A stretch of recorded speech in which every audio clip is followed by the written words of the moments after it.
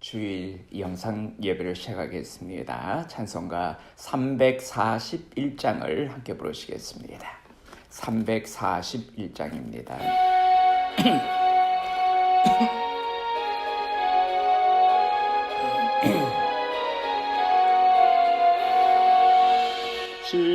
십자가를 내가 지고 주를 따라갑니다.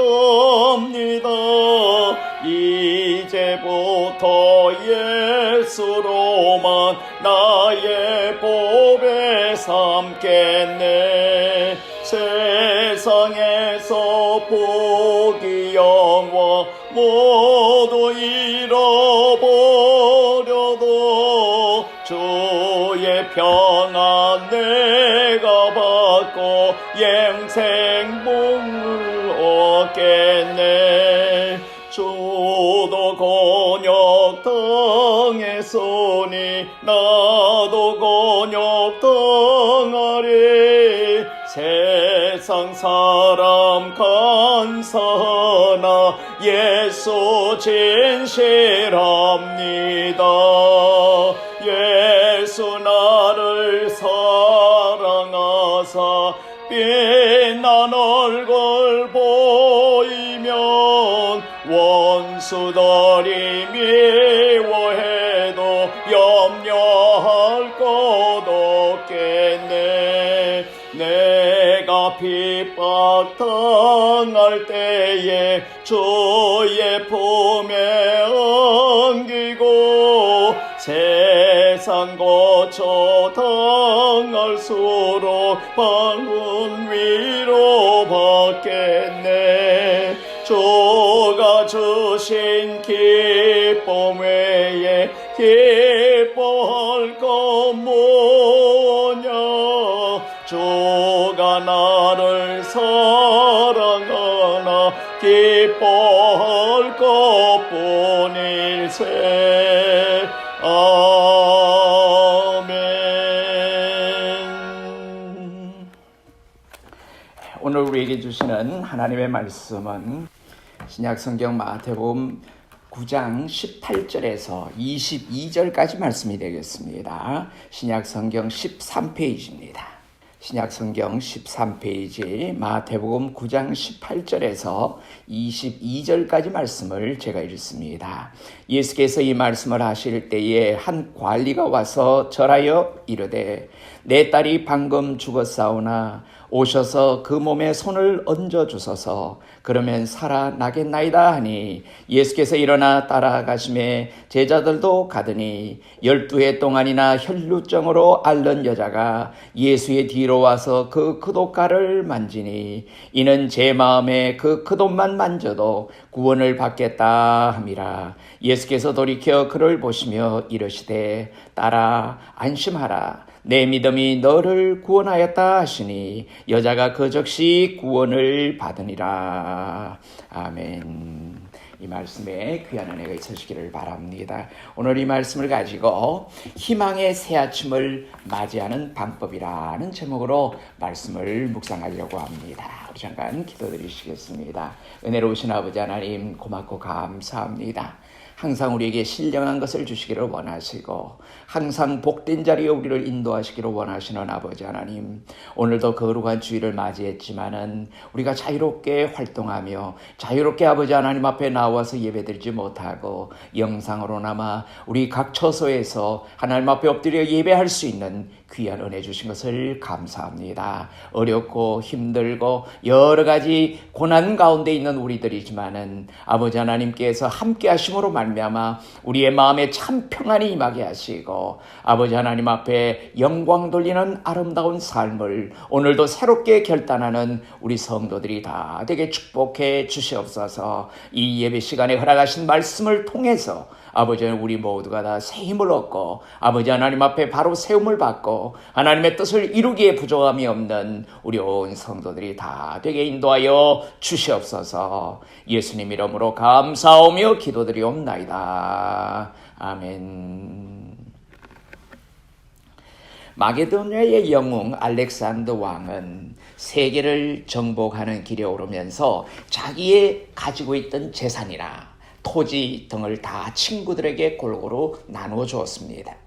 친구 중에 한 사람이 이 알렉산더에게 우리 모두에게 이 재산을 다 나누어 주면은 자네 몫은 어디에 있는가? 라고 물었습니다. 그는 나의 몫은 나의 희망이라 라고 대답했다는 유명한 이야기가 있습니다.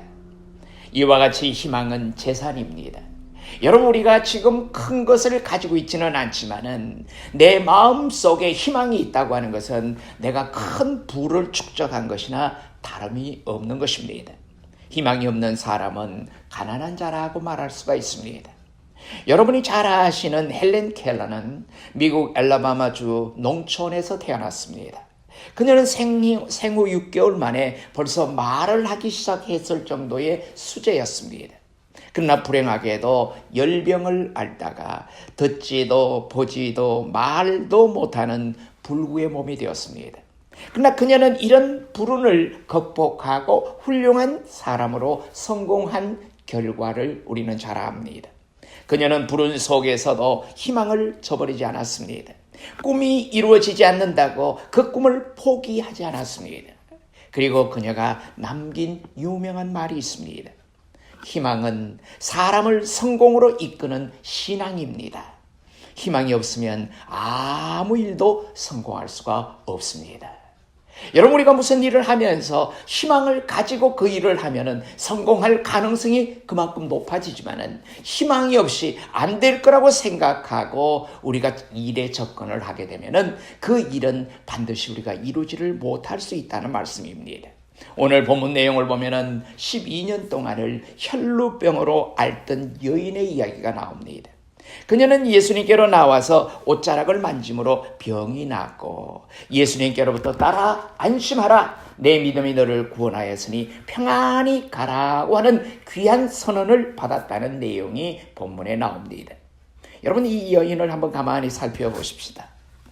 자, 그녀는 예수님께 나와서 옷자락을 만짐으로 병을 낫고 예수님께로부터 따라 안심하라, 내 믿음이 너를 구원하였으니 평안히 가라는 이 선언, 여러분, 이 선언의 내용이 우리에게 주는 교훈이 무엇인가를 다시 한번 생각해 보기를 원합니다.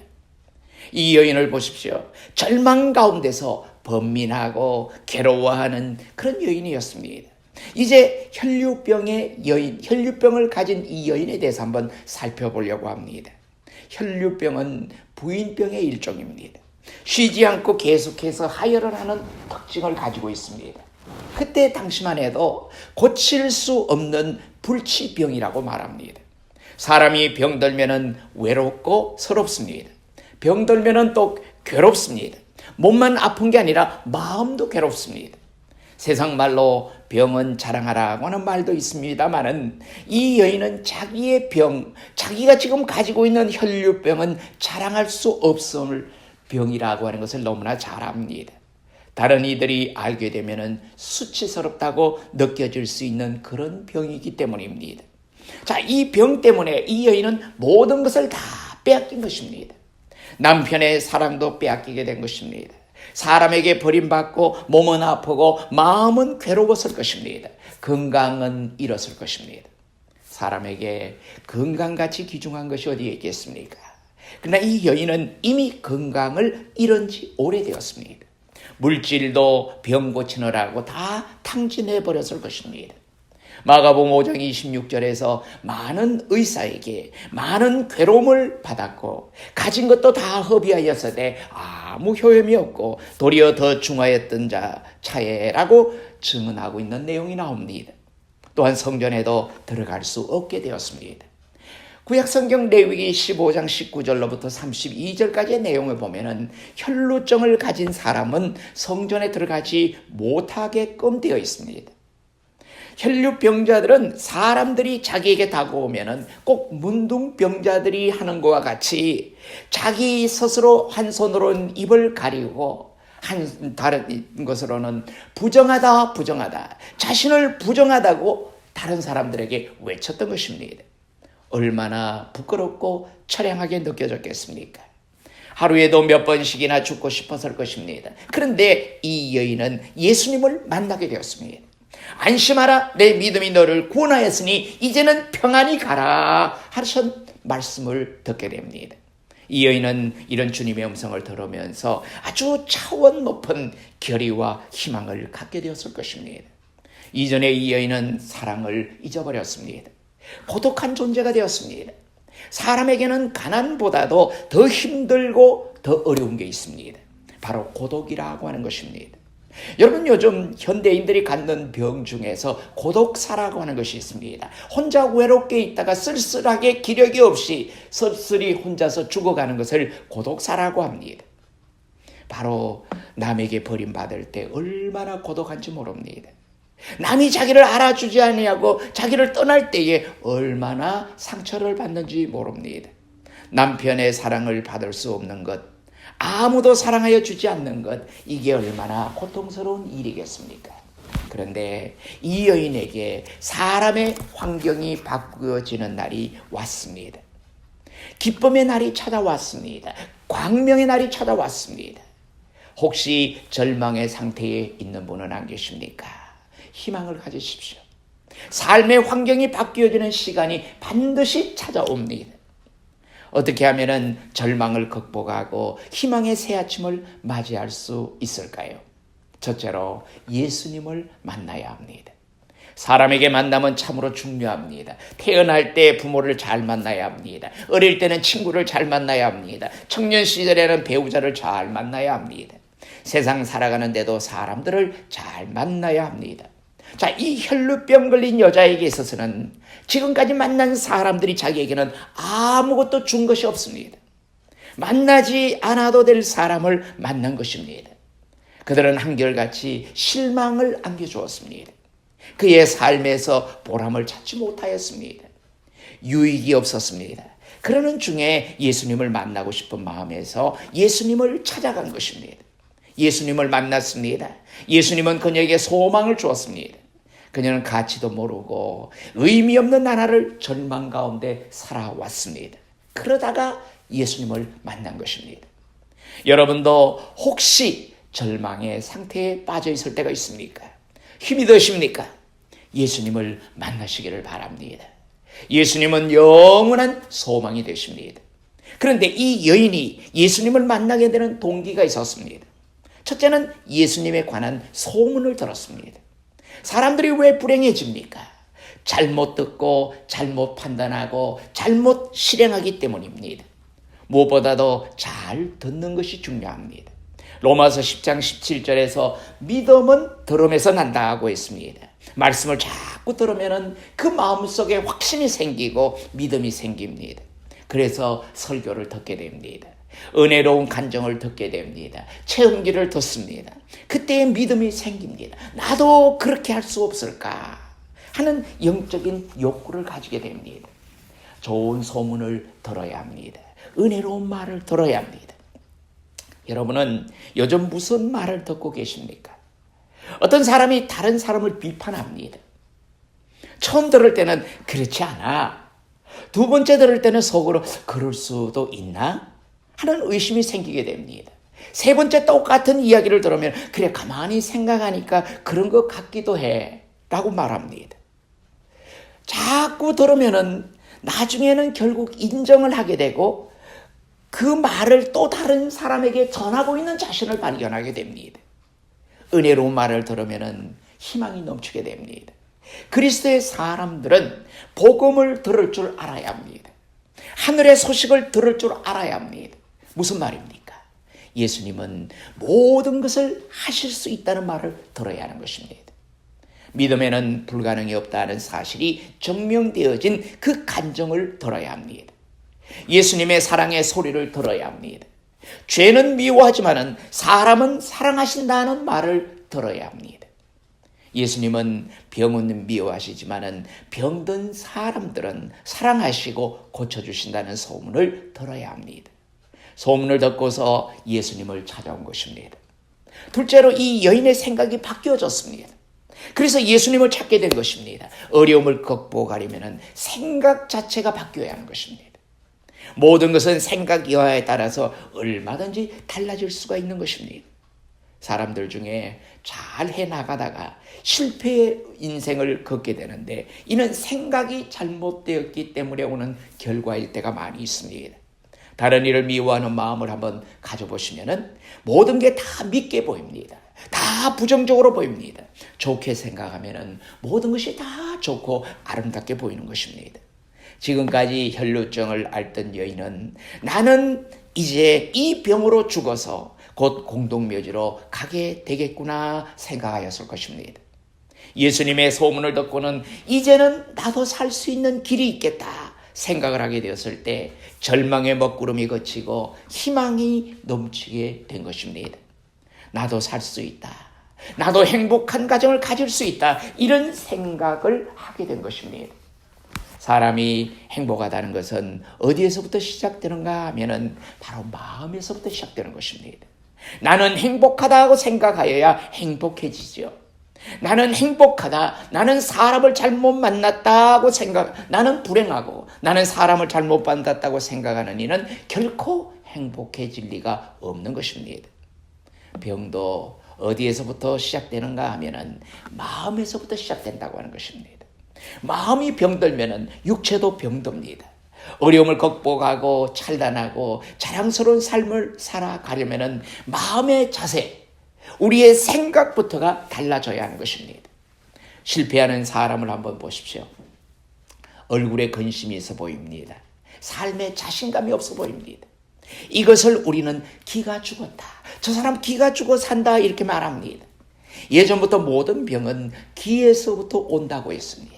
여러분 우리가 기가 죽어 살면은 내가 모든 외부에서부터 들어오는 이 저항력이 떨어져서 결국은 우리가 면역력이 부족해서 모든 병을 안고 가게 되는 것입니다. 기가 살아야 합니다. 우리말로 끼가 있어야 한다고 하는데 끼도 있어야 합니다. 근성이라고 말할 수 있죠. 절대 지려고 하던 자세가 아니라 결코 이겨겠다고 하는 그런 근성이 있어야 된다는 말입니다. 기를 살려야 합니다. 여러분 기가 무엇입니까? 마음 자세를 바꾸는 것입니다. 여러분은 예수님만을 생각하면서 살아가십시오. 날마다 예수님을 깊이 생각하시면 우리의 기가 살아납니다. 세상 사람들은 나를 버려도 우리 주님은 나와 함께 하신다.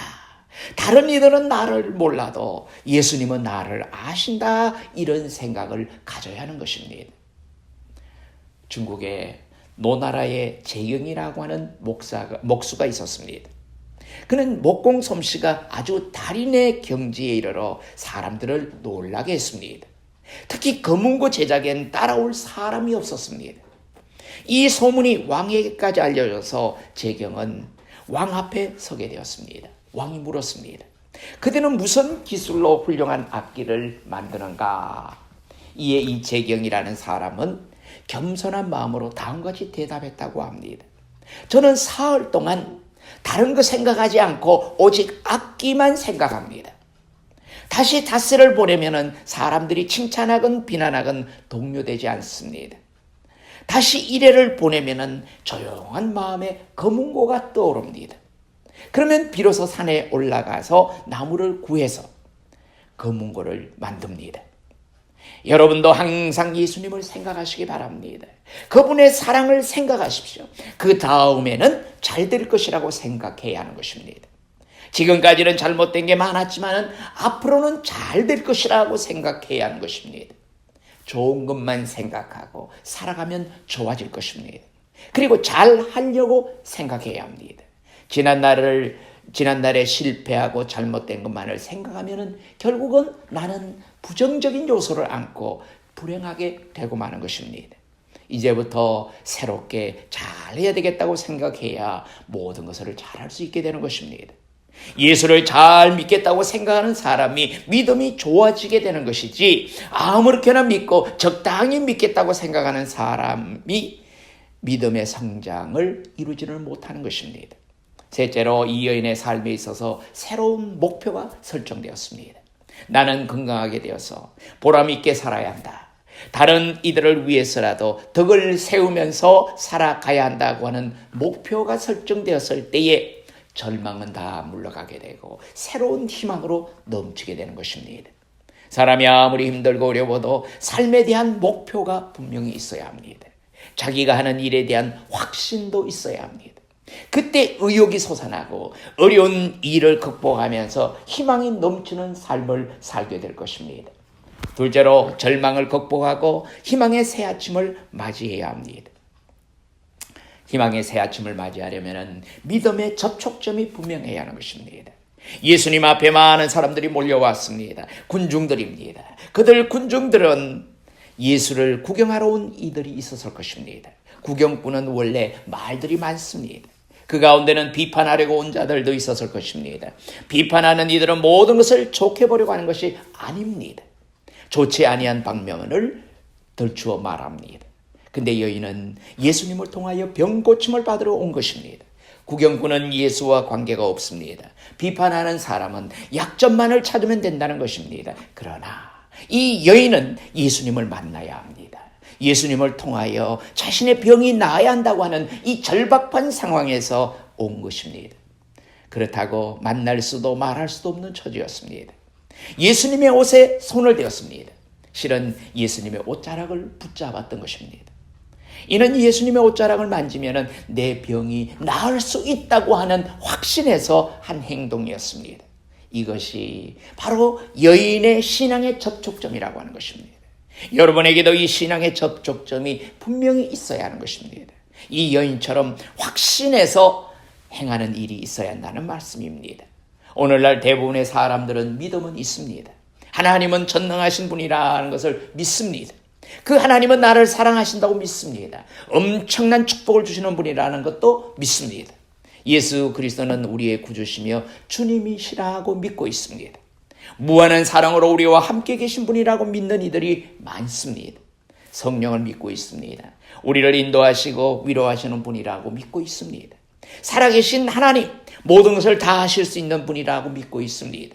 그런데 왜 우리에게는 아무런 역사가 일어나지 않습니까? 접촉점이 없기 때문입니다. 어느 분은 중환자인데 목사님이 손만 한번 대고 기도하면 나을 것이라는 확신을 갖고 있기에 안수했더니 바로 나음을 받았습니다. 목사가 안수를 해서 나은 게 아닙니다. 그분의 믿음이 안수라고 하는 접촉점을 통해서 역사가 일어난 것입니다. 우리는 마음에서부터 믿어야 합니다. 그리고 접촉점이 있어야 합니다. 확신과 실천이라고 하는 양바퀴가 맞아떨어져야 하는 것입니다. 예수가 믿어지십니까? 하나님의 전능하심이 믿어지십니까?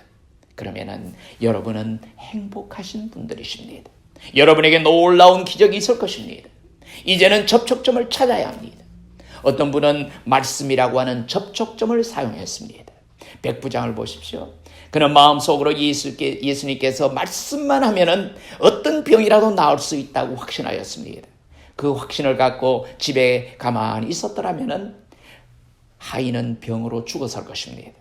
그의 확신은 예수에게 알리는 것과 그리고 말씀만 하옵소서라고 간구했던 것입니다. 그에게는 말씀만 하옵소서 하고 말하는 것이 바로 놀라운 치유의 접촉점이었다고 하는 것입니다. 세 번째로 절망을 극복하고 희망의 새 아침을 맞이하려면 기회를 포착해야 합니다. 예수님께서 지나가십니다. 그 기회가 이 여인에게는 일생에 있어서 다시 없는 기회였습니다. 기회를 놓치지 아니한 것입니다. 찬스라고 하는 것입니다. 요즘 이런 찬스라는 말들 많이 쓰죠. 아빠 찬스니 엄마 찬스니 하지만은 진정한 찬스는 예수님을 바로 만나는 찬스라고 하는 것입니다. 사람이 불행하게 되는 것을 보면은 기회를 놓친 이들이 있음을 알 수가 있습니다. 때를 만나야 합니다. 때를 놓치지 말아야 합니다. 예수를 붙들고 만날 수 있는 기회는 참으로 중요합니다. 요한복음 5장 10절에 보면은 베데스다 물가에 수많은 환자가 모여들었습니다. 물이 움직일 때에, 물이 동할 때에 그때를 기다리는 것입니다. 물이 동할 때에 제일 먼저 들어가는 사람은 어떤 병에 걸렸든지 나음을 얻는다는 이야기가 있기 때문입니다. 그런데 물이 동하는 기회를 잃어버린 이가 있습니다. 38년 된 병자였는데 이 기회를 놓쳐서도 예수님을 만나는 기회가 있었기 때문에 병을 고치는 놀라운 기적이 일어나게 됩니다. 오늘 우리는 예수님 만날 기회만은 놓치지 말아야겠습니다. 내일이 아닙니다. 지금이어야 합니다. 오늘 예수님을 만나고 예수님을 붙잡아야 합니다. 1871년 10월 18일 무디가 시카고에서 설교를 했습니다. 많은 대중들을 모아놓고 설교를 했습니다. 그는 설교한 다음에 결신을 시킵니다. 예수 믿겠다고 작정한 사람들을 확신을 시키는 순간이었습니다. 그리스도가 당신을 부를 때에 어떻게 하실 것입니까? 라고 하는 설교였습니다. 다 은혜를 받았습니다. 그들에게 오늘 아니면은 다음 주일까지 결단하시기를 바랍니다 라고 말하면서 다음 주일에 다시 만나자고 했습니다. 그런데 일주일이 되기 전에 그 주 중에 대화재가 시카고에서 발생했습니다. 그로 인해서 많은 사람이 죽었습니다. 무디는 너무나 가슴이 아팠습니다. 그때 오늘이라고 하는 시간을 사용했는데 왜 하필은 그 후에 다음이라고 하는 말을 했을까? 그렇게 생각하고 그 후로는 이 다음이라고 하는 단어를 사용하지 아니하고 지금이라는 말로 고쳐서 사용하기 시작했다고 하는 것입니다. 그렇습니다. 기회는 항상 있는 것이 아닙니다. 지금 오늘 예수를 우리가 믿어야 하는 것입니다. 오늘 예수님을 만나시고 예수님을 붙잡으시기를 바랍니다. 지금 예수님께 의지하시기를 바랍니다. 내가 가장 힘들어하는 이 순간에, 내가 하나님을 필요로 하는 이 순간에 그 예수님을 우리가 의지해야 하는 것입니다. 여러분 혹시 이 순간에도 내가 불행하다고 느끼시는 분은 안 계십니까? 예수님은 소망이 되십니다. 예수님은 생명이십니다. 예수님은 우리에게 넘치는 희망을 주고 계십니다.